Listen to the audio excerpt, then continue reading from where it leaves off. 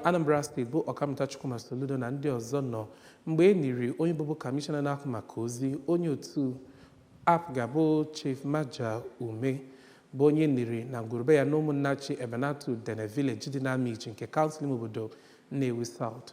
Ndị ọnụ na-eru n'okwu ndị ụka ndị ndu obodo bụ ndị nọ n'ọgbọ iji wekwanyere nwoke ugwu ikpeazụ. Joseph Egbocha ga-akọtọpụ akụkọ ahụ.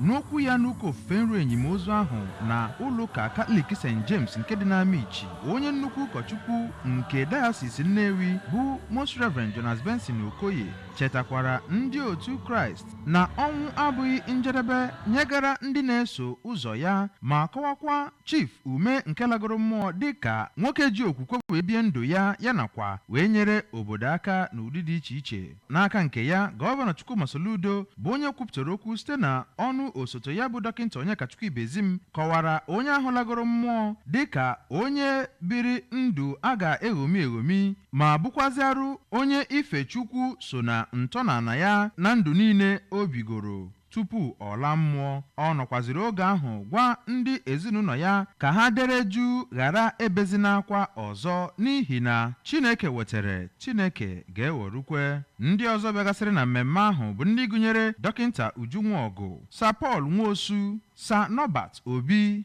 Dọkịnta Peter Mbachụ nakwazi Chief Cletus Udegbuani. Ha niile n'otu n'otu nọkwara n'oge ahụ kọwaa ụdịrị ndụ nwa amadi ahụ biri oge ọ nọ n'ụwa.